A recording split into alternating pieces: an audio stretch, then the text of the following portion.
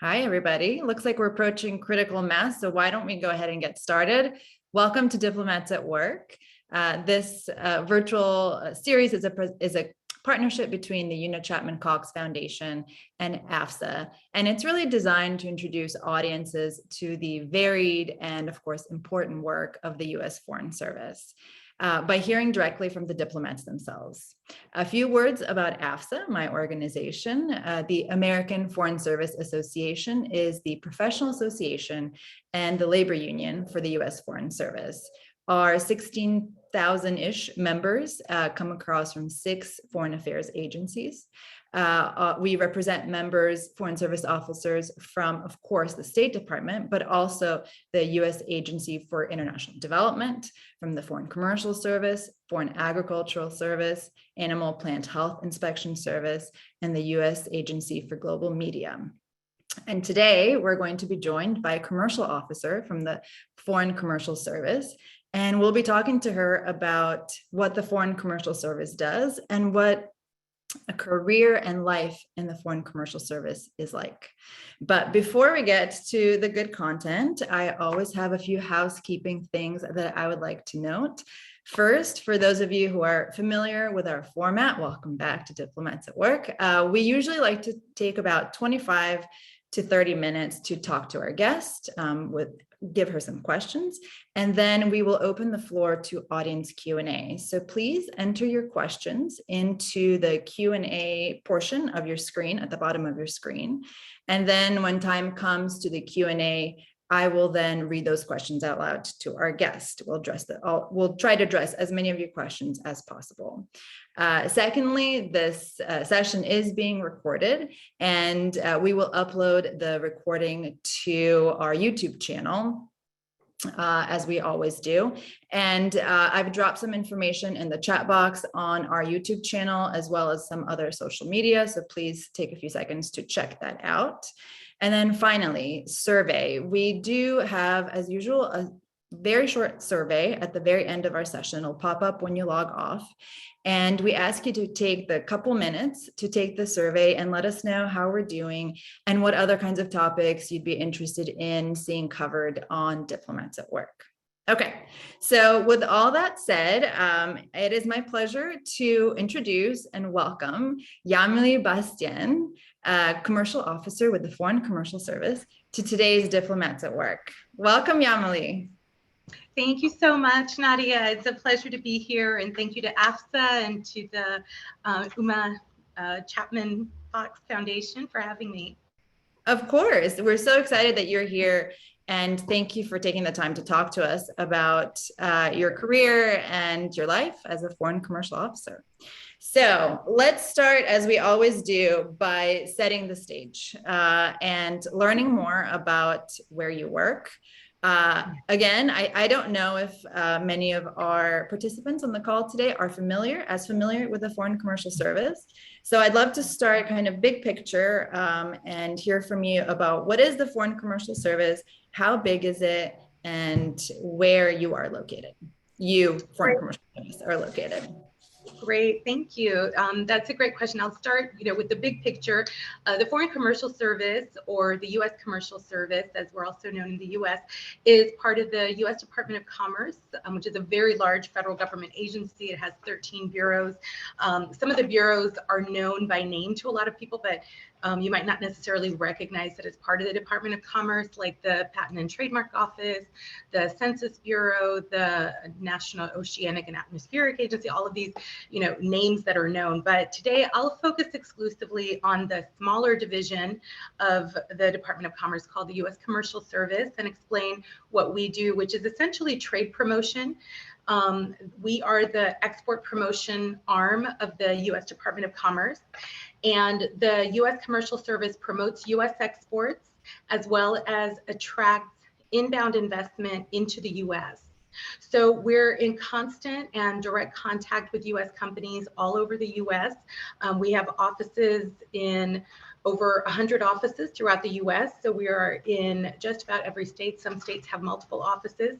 And we also have a presence, and that is our foreign service presence, which I'll explain in a little bit more depth, in embassies and consulates in about 70 countries in the world. So we have a small officer corps of about 225 commercial officers. So it's one of the smaller foreign service agencies of the foreign service. Relatively when you compare to the State Department, which has thousands of officers. So we are a very small corps, but we're very focused, and we leverage the resources of the embassy, and even in the countries where we don't have a commercial service presence, we do often have what we call partner posts, which we implement with the State Department's economic section, so they're able to carry out some of our services for the benefit of the U.S. companies. So we're located in Washington, that's where our headquarters is, but we also have offices in every state in the US and a lot of the major cities. And then we also have our offices overseas. So as officers, as foreign service officers, most of our career is spent overseas. Which is a little bit different from State Department officers, because I understand a lot of State Department officers will do a tour overseas and then maybe a tour in Washington and then go back overseas and kind of alternate. Whereas we don't have that many officer positions based in Washington, although every foreign commercial service officer does have to do a domestic assignment. And those domestic assignments will usually be done in what we call our U.S. Export Assistance Centers. Those are the offices that we have throughout the U.S., the 100 offices that we have in every state throughout the country. And that's where you really do the work of getting to know the companies, getting to know the local industries, and helping to connect them to the right markets for their products overseas. Great, thank you. Oh yeah, sure. No, I just wanted to mention that those offices are usually located with other government agencies that also promote trade promotion. So you might see the commercial service office located right with a Small Business Administration office or an Export-Import Bank office. So those are our U.S. Export Assistance Centers.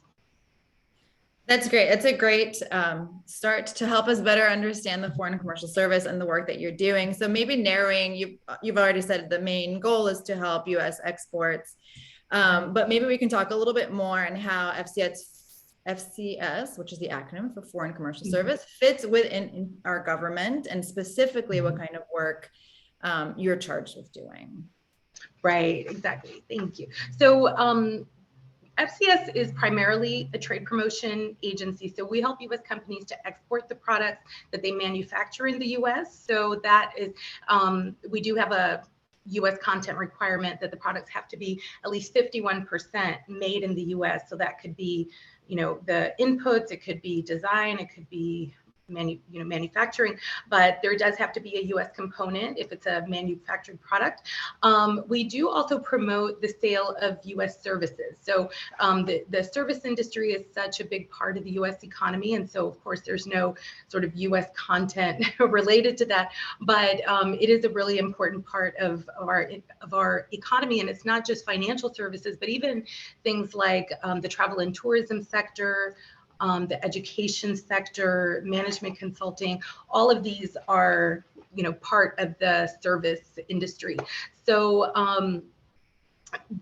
that's what we promote overseas, and I'll go into a little bit more depth about how we do it, but that's really the aim of what we do, and it's really with the goal of strengthening the U.S. economy and creating value-added jobs in the U.S. and helping to keep U.S. industry competitive. So on an average, we help about 30,000 U.S. companies a year. And many of them are small and medium companies. And so, you really are helping companies with their livelihoods. I mean, this is really for small companies that sometimes they're family owned, sometimes they've been around for multiple generations, and they're maybe venturing into an overseas market for the very first time. So it really is rewarding to see these companies expand into overseas markets, sometimes for the first time. That's incredible. An outfit of 200 or so officers, yeah. 30,000 companies. That's very impressive. Small, but exactly. lot of help, right? We have a lot of help from our U.S. domestic field. Yeah. Those are the, the 100 offices that we have throughout the U.S. And we have an amazing team of civil service employees who are international trade specialists who are really the sector experts who help the U.S. companies and do the market research for them. Well, great. So narrowing the aperture down a little bit, you noted that FCS officers and offices are stationed around the world. They're not in all of the embassies where we have a presence. So I think we have a presence in 171. Sorry, we have embassies in 171 countries. So maybe tell us a little bit more about where those offices are located and what those offices specifically do. Right, great. So if you look at most of the countries in where we are located, they tend to be in what we would call trade hubs or, commercial hubs in if you look at the African continent, for instance, we might not have a presence in every single country, but in, the main regional centers like in Ghana, in Nigeria, in South Africa, in Kenya, as well as countries that are really emerging, like with a very active energy sector, like Angola and Mozambique. So I would say that what we try to do is really have a presence in the countries where you can see a really significant impact on trade, between the U.S. and that country. In Latin America, for instance, we have we have 18 offices throughout the region, but we also have 7 partner posts that are covering the Caribbean countries, and so we're in just about every country in the region, or we cover just about every country in the region, whether directly or through our partner posts. And what do those offices do specifically? Yeah. So those are the offices that actually provide the services and help the U.S. companies that get referred to them through our U.S. field offices and actually help them to grow in that market. So, like I said, we're a trade promotion agency. And so when a company has been referred to us, then first thing that we'll do is we'll gauge whether their product or their service actually has potential in that local market. We have in each of our offices overseas a team of not only commercial service officers, but also locally engaged staff who are commercial specialists. Some of them have been with us for decades, and they are really, in-depth sector knowledge experts, so they can really, look at a product and know who to propose it to and see whether there's potential for it. So we rely very heavily on their expertise and their knowledge of the local economy. So what we will do is assess the product, assess the potential in the market, and then if there is potential to go forward, then we will offer a service to that company, and I'll explain a little bit about the services that we do, and then match them up with some either local distributors or local representatives, depending on what profile of clients they're looking for. But some of the work that we do is kind of we have some off-the-shelf reports on individual markets, sometimes on industry-specific market research, but we also provide customized services for companies. So we have an international partner search where we can connect them to potential buyers or potential distributors. Really, our flagship service is the one that we call the Gold Key service, which unfortunately, because of the pandemic, because we weren't able to have in-person meetings for so long, we weren't really offering that, but we are resuming that soon because we are getting back to some in-person trade missions, and so we're looking forward to doing that. But the Gold Key service is really a pre-screened schedule of appointments for a U.S. company doing business-to-business matchmaking for them with some potential distributors or potential representatives. Sometimes if it's a company that's looking to sell not to another business, but rather to the host country government, then we can arrange those meetings. So those would be business-to-government meetings. But I would say that those kind of business matchmaking services are probably the leading service that we offer. We have a couple of others where we can kind of do a background check and pre-screen a potential partner on behalf of a US company, just so they kind of know what they're getting into before signing any agreements with them, or if they're going to do a product launch, we can help them put on a promotional event. So these are services that we do either one-off for individual companies or as part of a trade mission. So that would be where we would host a large delegation of US companies. They could either come from a particular state or a city or representing a specific industry, and then we would set up those matchmaking appointments for them. So, you know, like I said, the sector specialists are really the ones who are the technical experts. As an officer, you don't necessarily have to know in depth about the sector at the beginning. I mean, over time, you probably will develop a sector expertise, but you know, at the beginning, you're not really required to do that. Your role is more as a manager of a team and kind of you know, organizing events and keeping things moving forward toward, you know, toward a large goal. So I would say, you know, not to be intimidated if you feel like you really don't understand all of these different sectors. So, and then part of the work that we do that's separate from the business to business matchmaking is what we call advocacy, where the officers advocate on behalf of a US company that is looking to bid on a major public tender.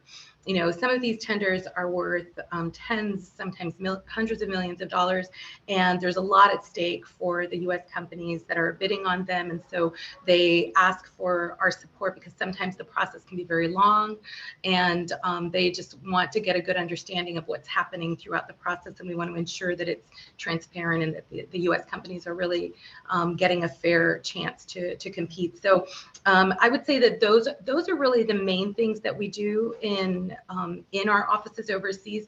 There are some other, you know, sort of additional services that we do, like ensuring that trade agreements are being implemented as they should be and enforced. But that's less the work of the officers and more, we have some headquarters staff that really does that work. So you'll be aware that they're working in your market, but maybe not directly related to the work that you're doing day to day.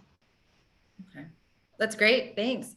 So narrowing it down just a little bit, when you're in country, you're at the you're posted at the embassy or the U.S. embassy. And so tell us a little bit more about how that looks, and how does your work, how is it different from, or is it complementary to others working at the embassy? You know, we've talked here with folks from USAID. There are also economic officers there who also work on, you know, commercial stuff.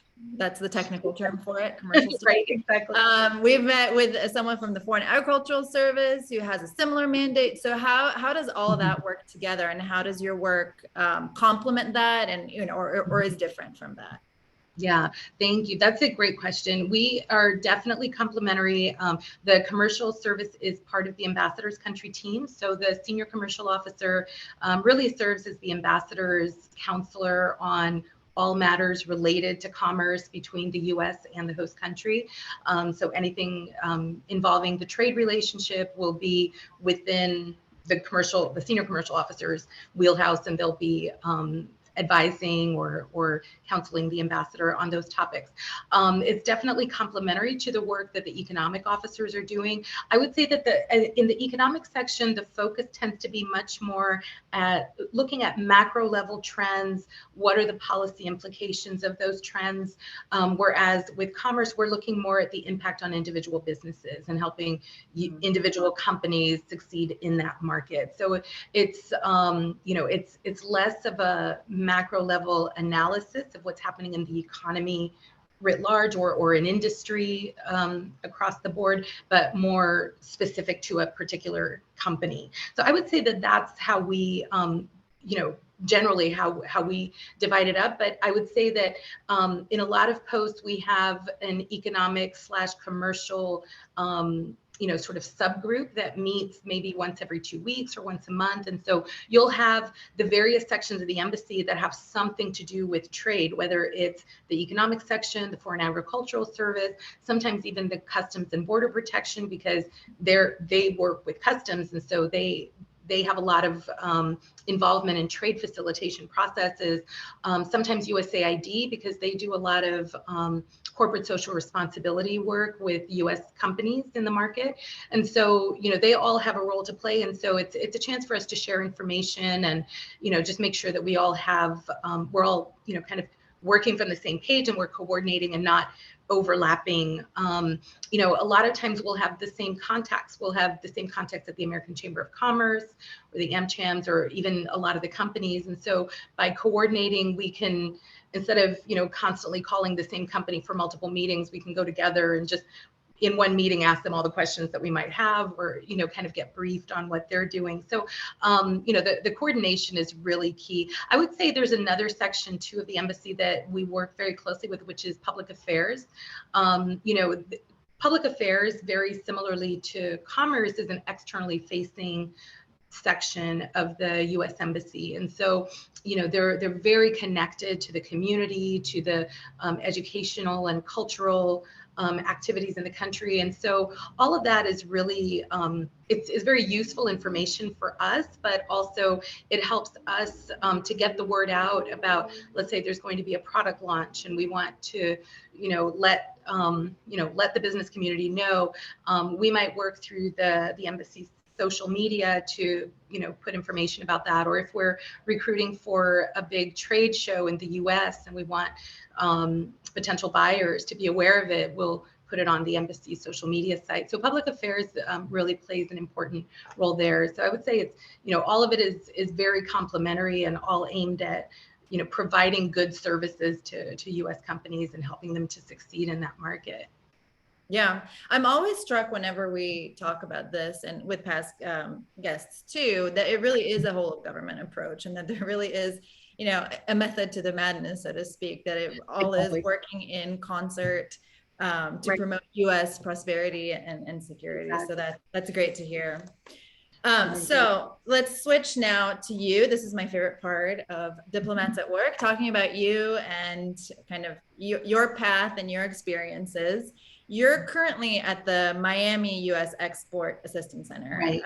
And in your 15-ish year career, you've been in Brazil and Argentina and Colombia, sounds like mostly in Latin America. Right. And I'd love to start to hear more just about your past experiences, maybe starting with Brazil, which I think was your first post, how that was, what you did there, just your experiences being a foreign commercial service officer in Brazil.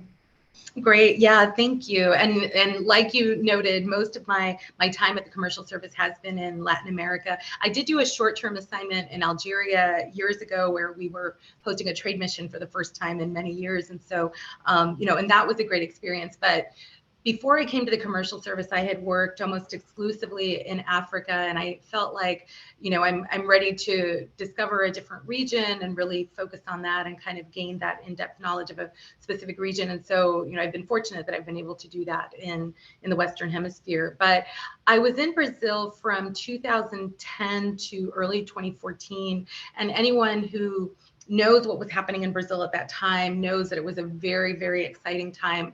Brazil was on the cover of The Economist with the Christ the Redeemer statue, like taking off like a rocket. Everybody was looking at how much the economy was growing. They were getting ready to host the Olympics and the World Cup and the Confederations Cup and, all these major events. And at the same time that was going on, you also had a huge sort of growth of the middle class in the country by about 20 million people over the course of about a generation, which, to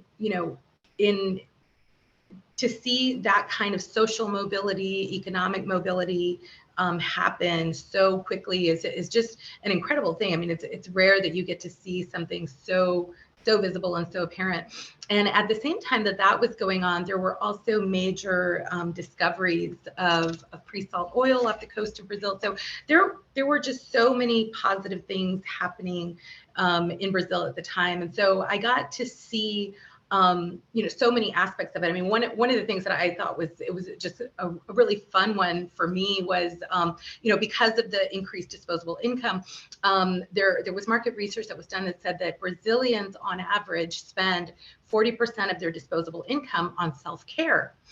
So that could be cosmetics, it could be orthodontics, it could be, anything. And it didn't matter what social strata they were in, it was just kind of 40% across the board. And so, when Sephora was looking to expand into Brazil, it's like, I mean, we just knew that was going to be a great market for them. I mean, clearly, they knew that too. I mean, Sephora is owned by the Louis Vuitton company, but the U.S. headquarters is the division that oversaw the expansion into Brazil. So we worked with them on that. And when they opened, people were lining up before the mall opened. There was blocks long and everything, and what I loved about that is that a lot of times you see an American franchise or a really well-known brand open up in a foreign country, and you just kind of think, okay, if there's demand for it, you just open it and they'll come, right?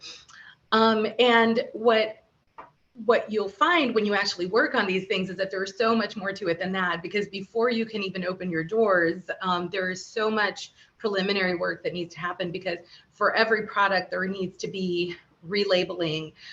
For certain products, there need to be changes in formulation because of how that particular ingredient is regulated in the market, or so these are all things that had to be done for every item that was being considered for sale in Brazil. But it was just really rewarding to see something like that. And and if you think about what a large segment of the population has access to these products, because in Brazil they pay for, typically when people buy higher end items, they'll buy them and pay in installments, and so it's not something that's completely out of reach for for a lot of people. And so that was just kind of a really like concrete way to see disposable income is definitely growing in this, in this market.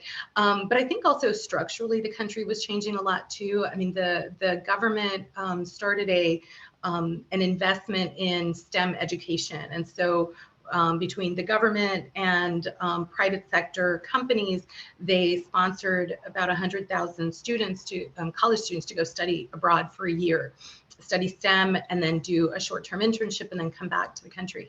And about half of them were intended to go to the US. And so it was incredible to see the impact of that, because it's like there's such a strong story to be told. And I think it's a story that will be told in the future also, when those college students are working, whether in a private sector company, or if they start a company of their own, or what have you.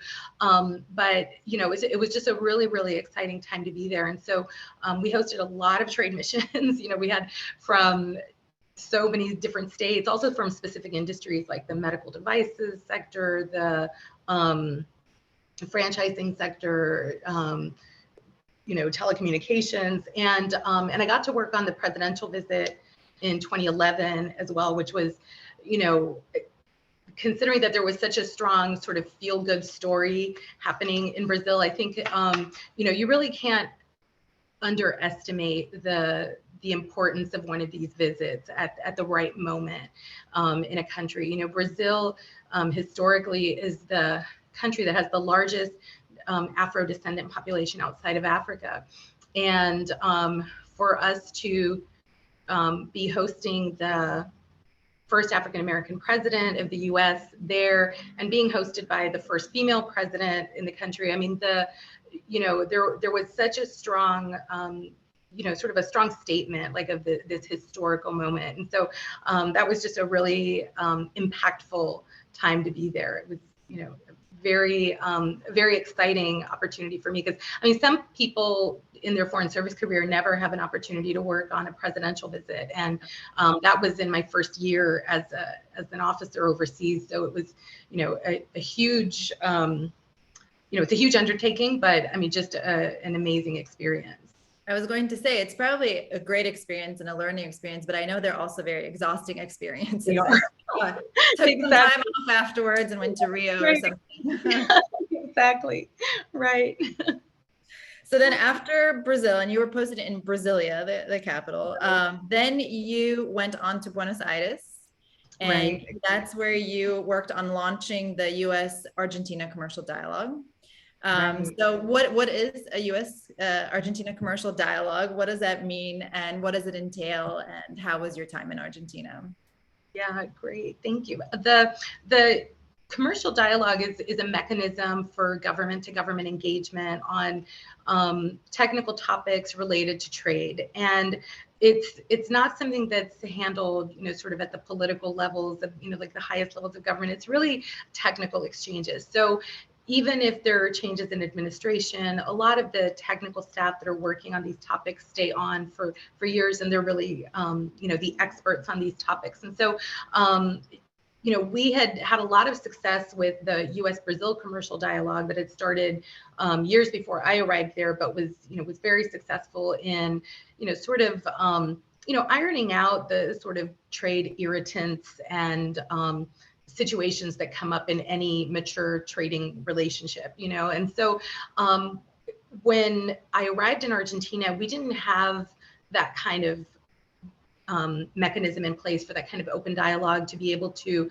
work things out when a situation arises, not necessarily always on behalf of a specific company, but just kind of like a broader issue. Like there's, a regulatory issue. It could be a standards issue or, an IPR issue, and who do we talk to and who do we reach out to and all of that. And so when in 2016, there was a new administration that came in, and we had a new ambassador who was, really seeking to increase our involvement in, in government to government relations. And so I proposed to him, it's like, well, what do you think about doing something like this? And could we gauge whether there's interest in it? And, so we started working on it, and it's amazing how much is involved in kind of shepherding something like that through the approval process, first within the embassy, then at headquarters, and then through the interagency in Washington and everything before it's, proposed to the host country government. But,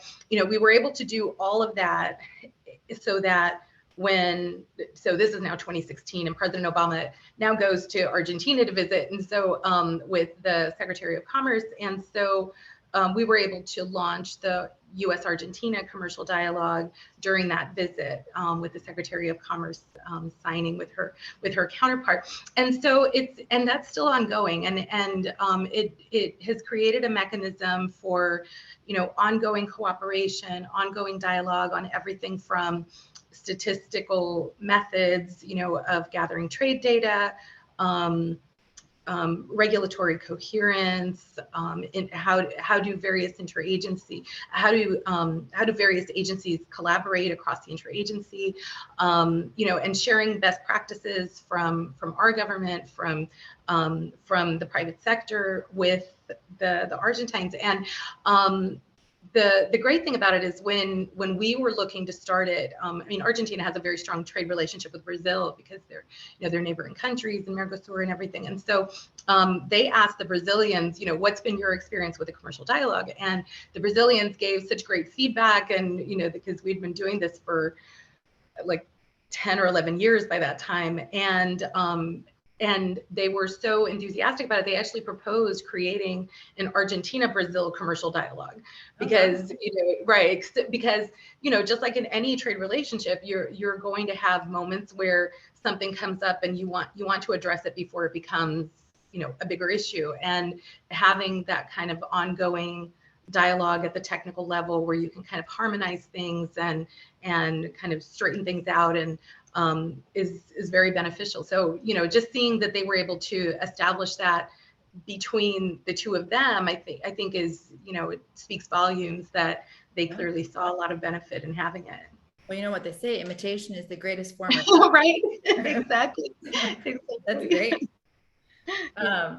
So then what has been your favorite project? This is probably a tough question because it's like choosing your favorite kid or something, but what has been your favorite or top two, three favorite projects of your career so far? I mean, Sephora sounds like a great project. That was a fun, yeah, that was definitely a Project. fun project. I actually have two, and I know it's, I'm sorry, it's hard to choose one that's a favorite, but I will mention two. One of them was, like I had mentioned earlier, the Science Without Borders, the education program in Brazil, where the government was sponsoring 100,000 students. We brought a large delegation of U.S. colleges and universities to Brazil to participate in an education fair, and our Undersecretary of Trade led the mission. And it was an opportunity for us to show the benefits of U.S. education and exchanges to the Ministry of Education and Science and others. And really, one of the things that really stayed with me was the undersecretary spoke at one point during the education fair, and he said that he always loves working with educational institutions because education is really about helping dreams come true, and especially I think in that moment in Brazil, it was really just very timely, and to see very promising and very bright young people who previously had been turned away from a lot of educational opportunities because of a lack of funds. Yeah. Now they're able to compete for these educational opportunities based on their merit, and the financial need is not an impediment. And so it was, just really amazing to see that, because you just know that long term that is going to have a positive impact in one way or another. You might not necessarily see that from today to tomorrow, but that long term that is going to have a very positive impact, whether it's a student who spent a year studying in Ohio, so that's going to be like a cultural exchange, educational exchange, professional experience as well. Or even, at the same time that was going on, we also had, students who had gotten scholarships to go to space camp with Boeing. And so I got to meet their two teachers and two students who participated in that program. And, it was just amazing to see, having that kind of experience when you're 12, 13 years old, how that can completely open your eyes to what's possible, in the world. And also for these teachers to see how they can help inspire a whole generation of young Brazilians to really, aim big, much more than they had before. So I would, I come from a long line of educators. And so I think that was why that was such a, like a meaningful project for me. But another one that I really, really enjoyed was something that we did in Argentina called International Patient Day. So it was a day-long event where we invited the Medical Association, the Ministries of Health and Science, as well as some of the public and private hospitals and others, to come in and hear presentations from U.S. medical device companies. And so the presentations included, a brief presentation from the company about the product, but then also a presentation from a doctor who actually uses that product in their practice, and then a presentation from a patient. And so, there was a product on, monitoring blood glucose levels, another one for, preventing some of the symptoms of Parkinson's. There was, radiotherapy equipment for chemotherapy patients. There was a laparoscopic band for bariatric surgery. And, I think what was really inspiring to me about that was seeing that, in addition to the products being amazing and the doctors being brilliant, there's also, and unfortunately we often forget this, but the patients themselves have such an important role to play in their own healing. And that's something that, we don't always put the lens on that, but that really is, patient-centered care should really be much more of a focus for us. And so, that was really inspiring and really rewarding to see how our products were having an impact on, on people's quality of life, really. I also come from a long line of doctors, so that's probably why I also liked that one. So, well, yeah. I think also really it brings it home as to why we do this, and who ultimately hopefully benefits. It's not just selling a service or selling a product. It's really to benefit people who need it. So that's a great example. Yeah. Okay, so for my last question to you is, I wanted to talk about your journey to becoming to coming to FCS, and I saw that in your bio, you worked for USAID, you worked at state, you even worked for a UN organization, and so I'm curious to know how you sort of dabbled, I guess, in a Right. variety of foreign affairs agencies, and how you came to foreign commercial service, how you kind of found yourself as a commercial officer. Yeah, yeah, that's a great question. And I think the thread that kind of ties it all together is that I've always been really fascinated and inspired by international development in general. In When I was in college, one of my professors read a quote from a British economist named Dudley Sears, who said that development is the realization of human potential. And that really stayed with me because I mean, my family is originally from Haiti. And I had visited often when I was growing up. And I remember, even as a child, being able to see, the lack of opportunities for people to advance, to advance socially, economically, and all of that. And so, how do you develop your potential when you're in an environment that doesn't really support your growth and your education? And so, I think I wanted to see, like, what are the factors that do create an enabling environment where people can develop their potential. And so my first overseas work was with the National Democratic Institute, and I was doing election monitoring programs and training programs for new parliamentarians. And it was a very young organization. I mean, I was just out of school and didn't really have a lot of experience, but I mean, I was managing these large programs in countries that I'd never been to before, so it was a great learning experience, definitely, and as I was doing that for a while, I realized that, political sort of potential, like the political environment, being able to allow people the freedom to develop their potential. This was kind of during the time that a lot of countries were voting in democratic elections for the first time. And so, I think it was a really pivotal moment to be working in that space. But I also realized that, even with that, if you don't also have a livelihood, then you really can't develop your potential. And so I think that economic development was always really what I was looking to focus on. And so I went to the Peace Corps and worked on small business development programs over there, and then did some work with USAID, and then launched a small enterprise development program for Peace Corps in Guinea.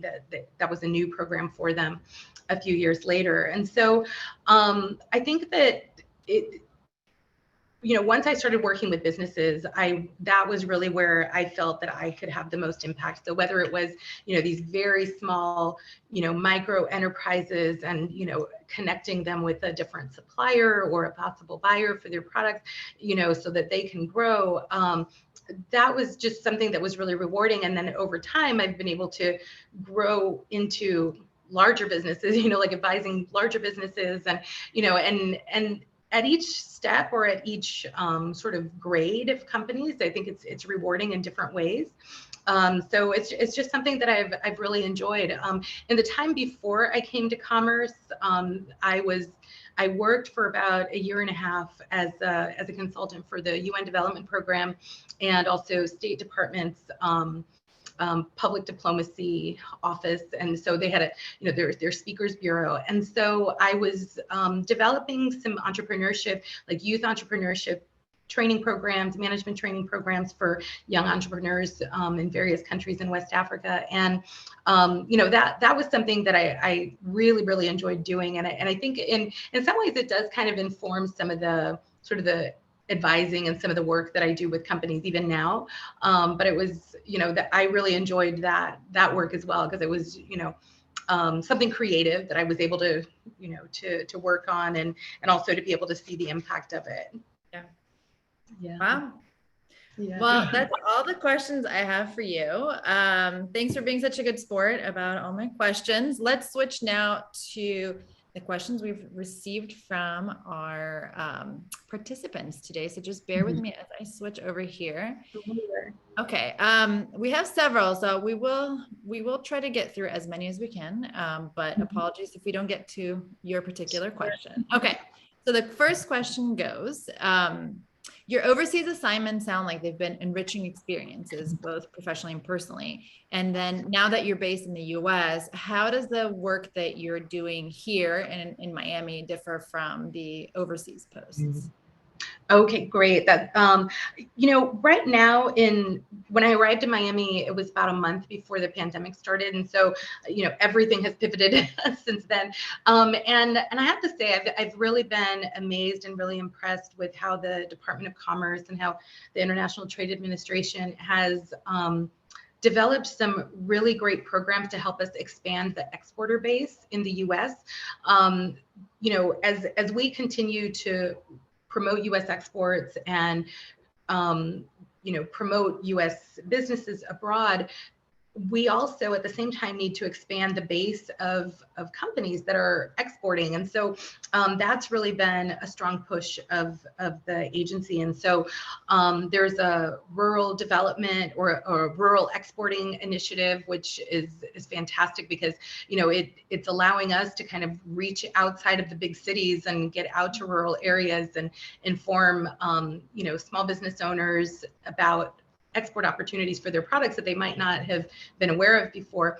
And then at the same time, there's the Global Diversity Export Initiative, where we're expanding the base of exporters by bringing in more women-owned businesses, more minority-owned businesses, just various underserved communities that they may be working on a product that is not necessarily aimed at a particular demographic, like a particular minority demographic. Like, there was a woman-owned business that I was working with that, exports sheetrock and, glass for building renovations and airports and things. And so, it's a woman-owned business, and it's an amazing company that, now they're doing much more overseas than they were before. And then there was an African-American owned company that specialized in telecom equipment for the security and defense sector, and so,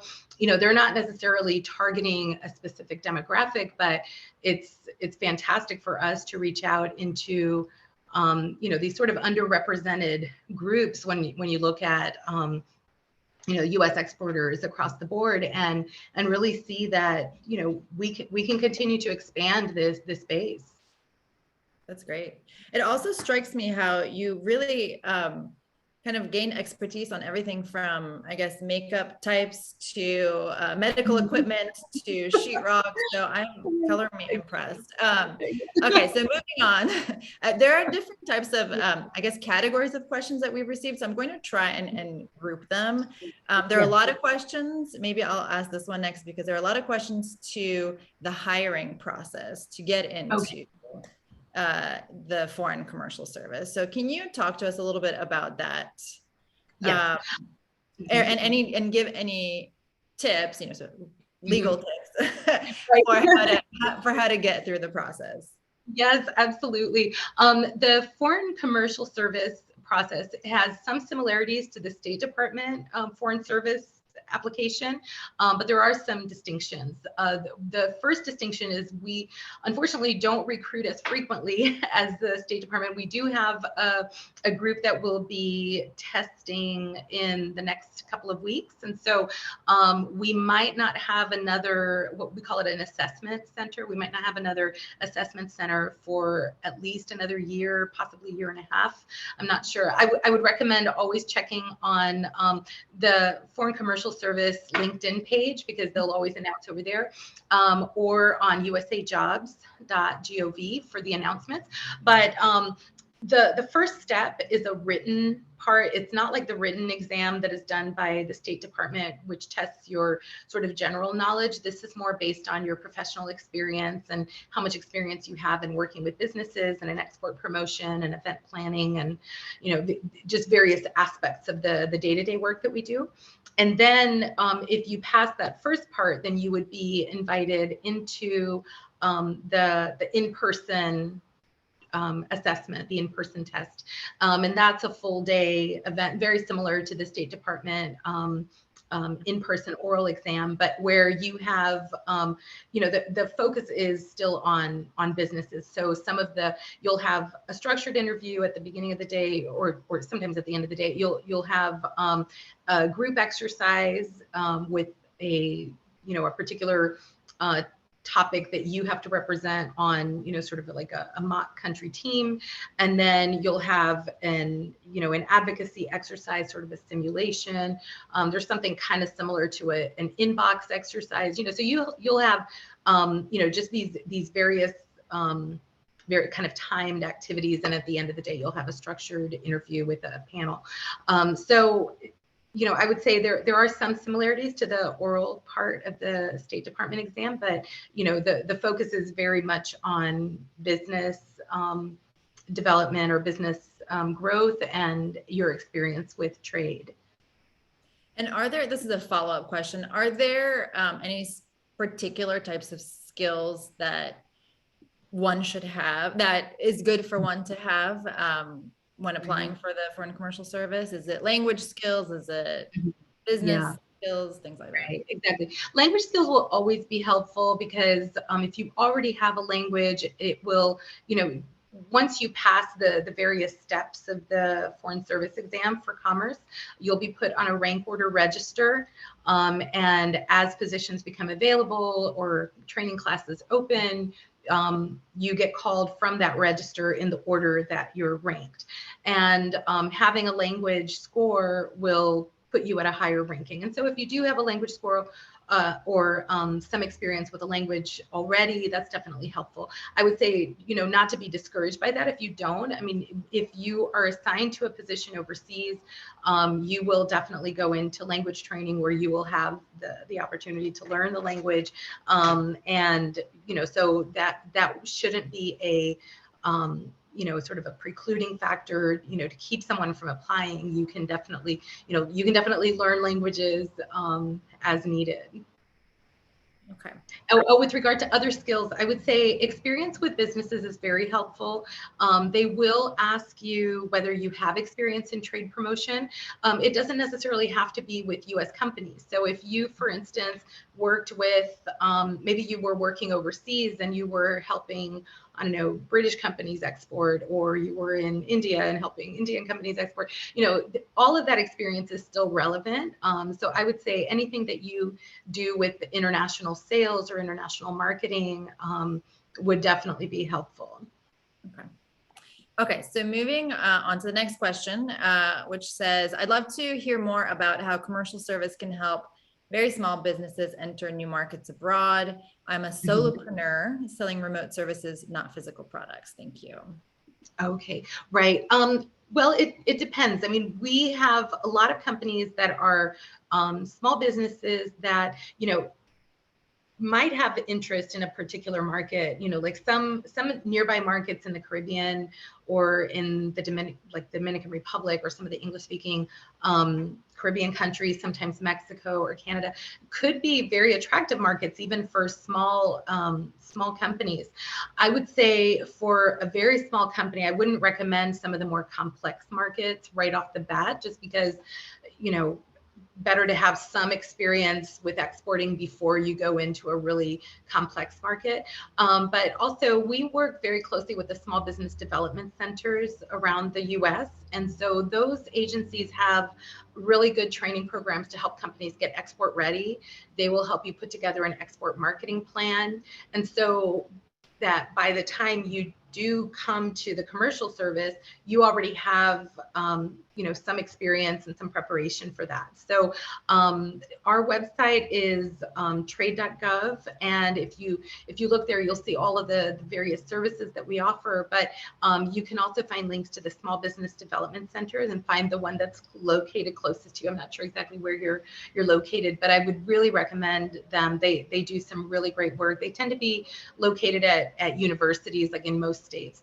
They'll have an affiliation with a local university or a business incubator. So they're a great resource. Great. And I should say, we'll send a follow-up email to everyone who registered, and we'll include some of these links because I know we've thrown out a lot of information. So Right. we'll make sure to send out those links. Okay, Yes. so we have a few minutes left, but I want to try and squeeze in a couple more questions. One question says, what are some of the strategies that FCS utilizes and employs to sell American services and goods to overseas markets in the midst of a global competition? And then related, what role, if any, does FCS play in mitigating supply chain disruptions caused by COVID and others? Right. Okay. Great. Those are great questions. As far as selling U.S. Products or U.S. company products in the midst of global competition, in some countries you have a lot of brand recognition for U.S. products already, and so even if it's a new product that you're introducing, people know the American brand, you could say, and the attention to quality and detail, and so that, I think, a lot of times kind of helps to open doors for U.S. companies. One of the, for things like technology, I mean, one of the key selling points is interoperability, between the U.S. market and the local market where you're looking to sell, and and then also, I mean, we don't necessarily think of the markets where we work as just markets, but also, there's a cultural relationship. There are no doubt immigrant groups from that country in the U.S. So there's a real like person to person sort of relationship between the U.S. and whatever country it is. I mean, we probably have immigrants from every country in the world in the U.S., I would imagine. And so, that being the case, I think that there's a certain familiarity with the U.S. brand that a lot of competitors just don't have. And so I think that, that's a really strong selling point, so that is definitely very helpful for us. With regard to mitigating supply chains, it is something that we're, looking at very closely. We have bright minds working on it. We actually have an event coming up later this year on the blue economy, because that is a big part of supply chains, the ports and the shipping and all of that. And so we're definitely looking at it, not just like the physical movement of goods, but also things like supply chain financing and all of that. I mean, it's a very broad and very complex issue that has a lot of layers to it, but it is something that we're looking at very closely. And I can't say that we have like one specific cure-all for it, unfortunately, but it is a very complex issue, and it's not something that's just going to go away as quickly as that. But we are very very closely monitoring it and also working on it. Yeah. Okay. Well, technically we're out of time. However, I do want to squeeze in one last question, which is, what is the favorite part of your job? Oh, the favorite.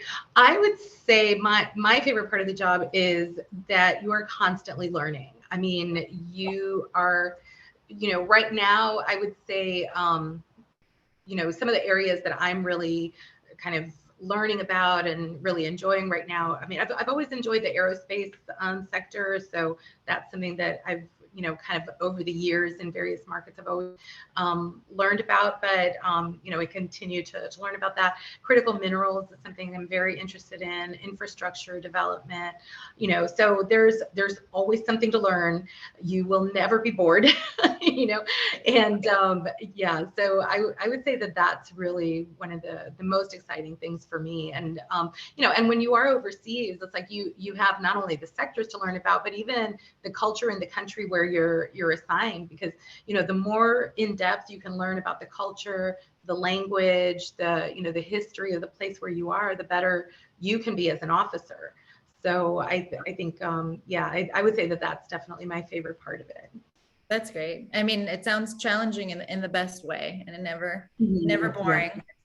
Well, Right, thank you, right. Yamilee. Thank you for taking this hour to chat with us about your organization and your career. It's been greatly illuminating, and you've been able to really explain, I think, what is probably a complicated and complex broad topic in ways that we can understand. So thank you. And thanks to everyone who joined us today, and thanks for your great questions. We'll see you next time on Diplomats at Work. We will send, as I said, an email afterwards with all the links that we had mentioned to make sure that if you're interested, you've got all the links that you need. And so, yeah, thanks again, everyone. And thank you, Yamilee, and see you soon. Thank you. And I want to say a very quick thank you to Dennis Simmons, who had invited me to participate, and I saw that he's here. So thank you so much for that. And I saw that he sent some links as well. So thank you, Dennis, for identifying Yamilee for us. Yes, thank you, Nadia, and to your whole team, Dean and Hannah. So yes, thanks to everyone. Thank you, guys. Have a great day. Thank you. You too. Bye.